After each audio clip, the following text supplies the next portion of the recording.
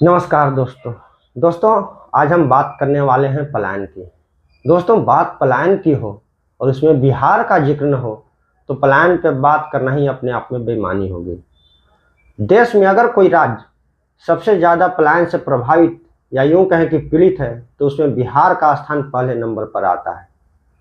आपको जानकर हैरानी होगी कि यहाँ की युवा पीढ़ी मात्र 12 से 15 हजार रुपये की नौकरी की खातिर दिल्ली, मुंबई, सूरत जैसे अन्य राज्यों के शहरों में मजदूरी करने को मजबूर है, यानी कि बंधुआ मजदूरी करने को मजबूर है। आज के कुछ समय पहले तक तो यह समस्या ऐसे देखी जाती थी जैसे यह गरीबों की ही समस्या है, लेकिन अगर आज की बात करें तो बिहार में आज कोई भी ऐसा तबका नहीं है, चाहे वो मजदूर तबका हो, मध्यम वर्गीय तबका हो या अमीर तबका हो, इससे प्रभावित नहीं है। सारे के सारे लोग इससे बहुत बुरी तरह से प्रभावित है।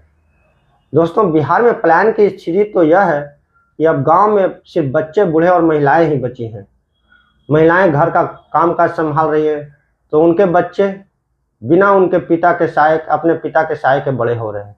और वहीं बुजुर्गों की बात करें तो बुजुर्ग तो अपने बेटे का चेहरा देखे बिना ही परलोक सिधार चले जा रहे हैं। दोस्तों, जैसा कि मैंने पहले कहा कि यह समस्या कुछ समय पहले तक सिर्फ गरीबों की ही समस्या मानी जाती थी, लेकिन वास्तविकता में अगर देखा जाए तो अमीर घरानों की स्थिति तो इससे भी भयावह है। गरीब मजदूर के बच्चे जब बाहर सूरत जैसे शहरों में कमाने जाते हैं तो पूरी जवानी वहां अपनी खपाने के बाद कम से कम बुढ़ापे में वापस बिहार आ तो जाते हैं, लेकिन वहीं अमीरों और मिडिल क्लास मध्यम वर्गीय परिवार की बात करें तो एक बार जब उनके बच्चे बिहार से बाहर नौकरी और रोजगार की तलाश में अपना राज्य छोड़ते हैं तो वे दोबारा कभी लौट कर नहीं आते।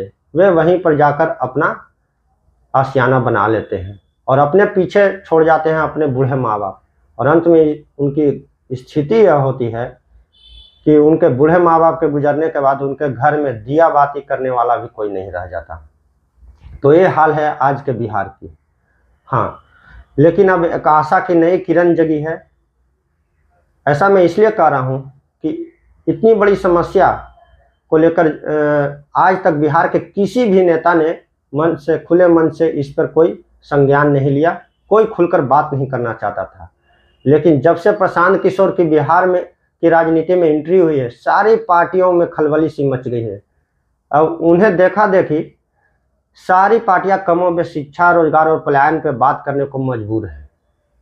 अब दोस्तों, मेरा आपसे यह निवेदन है कि अगली बार जब भी बिहार की जनता के नाते अपने नेता को चुने या आपकी मुलाकात अपने नेताओं से होती है तो उनसे शिक्षा, रोजगार और पलायन पे बात जरूर करें। दोस्तों, मेरा यह वीडियो आपको कैसा लगा मुझे कमेंट सेक्शन में अपनी राय जरूर बताएं। धन्यवाद दोस्तों।